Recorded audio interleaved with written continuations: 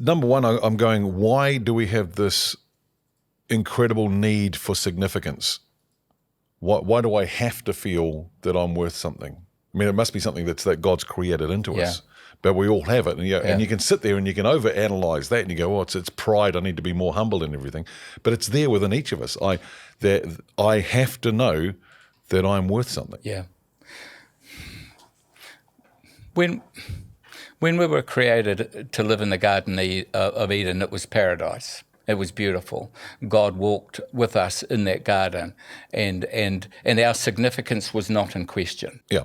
Because we saw the Creator, we walked with Him, we experienced His love, we had interaction with each other and with our Creator. And so we had a knowing about that was deep and profound. Probably not a conscious one, though, would it be? In the garden, I'm not so sure. Be like a subconscious. That's right. It was just the fact that knowing. God's with us. We know. It's a knowing, isn't it? We know what we know. Now that we're not in the garden and we live in a broken world, then that has been damaged, and so therefore that is missing. And so because that is missing, we need to go looking for it. Yeah. And it's in the going looking for it that the goal is to orientate ourselves back to where the security of that comes from. And when we don't do that, which basically is all of us, Rob, we're all born looking in the wrong direction. When we don't do that, then we look at ourselves in the mirror and we say, well, I don't have what it takes. I'm not worth pursuing. I'm not worthy of being loved.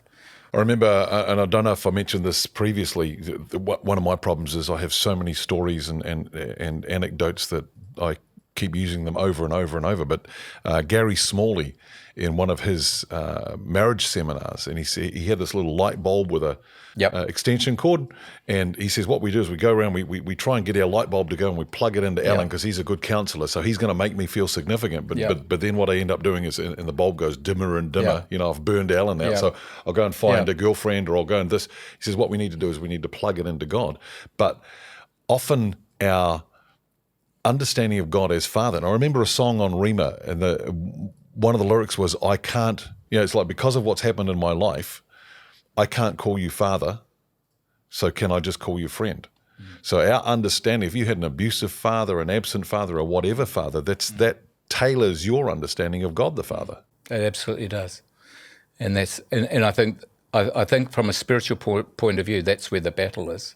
Yeah. Is reconnecting to who the Father truly is, who He claims He is, not who we perceive Him to be because of the damage that's been inflicted on us via, a male adult role model / father. So that's not just lies about me, is it? That's lies. I'm not just believing lies about me. I'm now believing lies about who God is as the Father, and I'm basing that on my natural father, whether I knew him or not. Yeah. That's right. So that's another lie to get rid of. Yeah.